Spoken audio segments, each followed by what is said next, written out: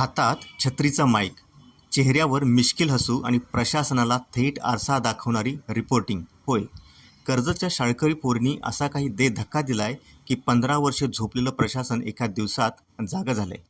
कर्जत तालुक्यातील अतिदुर्गम कोंदिवडी ग्रामपंचायत हद्दीतील हा प्रकार. ज्ञानमकरंद विद्यालयात 10वीत शिकणाऱ्या नेहा घारे, ज्योत्स्ना आणि मानसी पवार या मुली रोज 1.5 किलोमीटरची पायपीट करून खरवंडी गावात जातात. पण रस्त्यावरच्या मोठमोठ्या खड्ड्यांमुळे, साचलेल्या पाण्यामुळे त्रस्त झालेल्या या विद्यार्थिनींनी शनिवारी चक्क पत्रकार बनण्याचं ठरवलं. नेहाने छत्रीचा माईक केला आणि मैत्रिणीला विचारलं, या रस्त्याबद्दल काय सांगशील? त्यावर ज्योत्स्नाने लगावलेला टोला ऐका. तर हा रस्ता जसं की द्रुतगती महामार्गासारखा आहे. अशा गाड्या जात आहेत तर त्यांच्या पोटातलं पाणीही सुद्धा हलत नाही.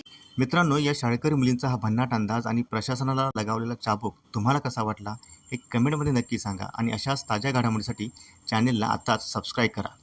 रविवारी हा व्हिडिओ सोशल मीडियावर वाऱ्यासारखा व्हायरल झाला आणि काय आश्चर्य, व्हिडिओ व्हायरल होताच सोमवारी प्रशासनाची धावपळ उडाली.